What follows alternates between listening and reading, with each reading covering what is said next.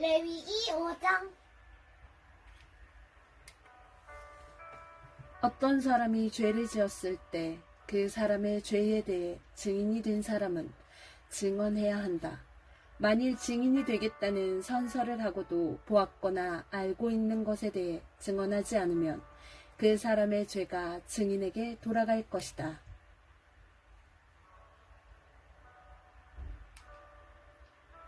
누구든지 깨끗하지 않은 것, 곧 깨끗하지 않은 들짐승의 주검이나 깨끗하지 않은 가축의 주검이나 깨끗하지 않은 길짐승의 주검을 만졌으면 그 사실을 몰랐다 하더라도 그는 깨끗하지 못하며 죄가 있는 것이다.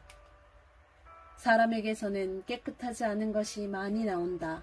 어떤 사람이 다른 사람의 깨끗하지 못한 것을 만졌을 때 그가 몰랐다 하더라도 알게 되면 죄가 있다.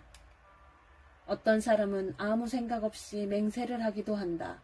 좋은 일을 하겠다거나 또는 나쁜 일을 하겠다고 맹세를 하고 맹세한 사실을 잊어버리기도 한다.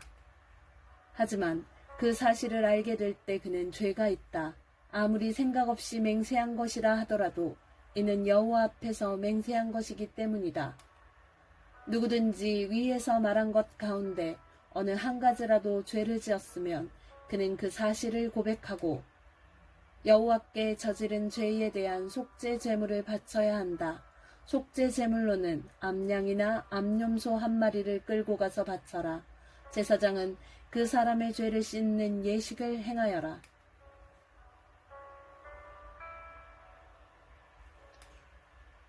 하지만 양 한 마리를 바칠 형편이 되지 못하는 사람은 산비둘기 2마리나 집비둘기 새끼 2마리를 여호와께 죗값으로 바쳐라. 한 마리는 속죄 제물로 바치고 다른 한 마리는 번제물로 바쳐라.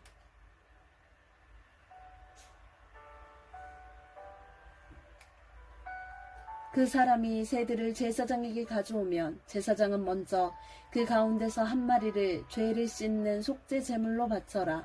제사장은 그 새의 머리를 비틀어 꺾되 목이 몸에서 떨어져 나가게 하지는 마라. 제사장은 그 속죄 제물의 피 가운데서 얼마를 제단 둘레에 뿌려라. 그리고 나머지 피는 제단 아래에 쏟아다. 이것이 속죄 제물이다.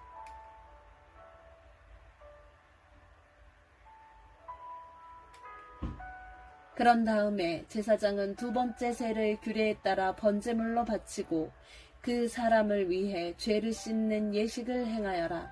그러면 그가 용서를 받을 것이다.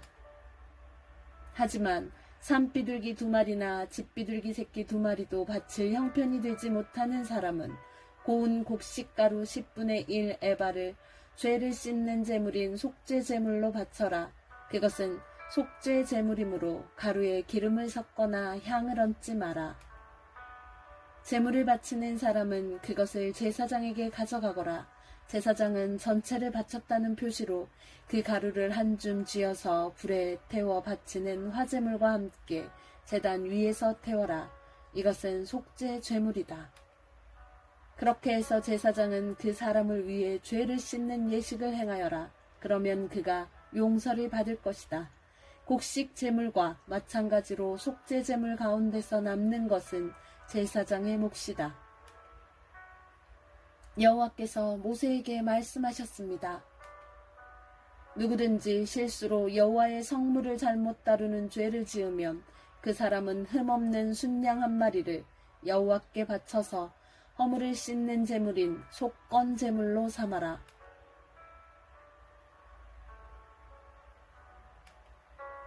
허물을 씻는 순양의 값어치가 은으로 계산할 때 성소에서 다는 무게로 정확히 몇 세겔이 되어야 할지는 내가 정해주어라.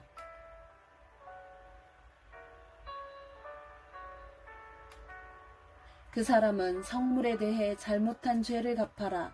그는 그 값어치의 5분의 1을 더해서 그 모든 것을 제사장에게 주어야 한다. 그러면 제사장은 그 사람을 위해 속건 제물로 바친 순양을 가지고 죄를 씻는 예식을 행하여라. 그러면 그가 용서를 받을 것이다. 누구든지 여호와께서 하지 말라고 하신 일을 해서 죄를 지었으면 그가 그 사실을 몰랐다 하더라도 그에게는 허물이 있는 것이니 그는 자기 죗값을 치러야 한다. 그는 제사장에게 네가 정해준 값어치의 허물을 씻는 속건제물을 가지고 가야 한다. 그 제물은 속건제물로 알맞은 흠 없는 순양으로 하여라.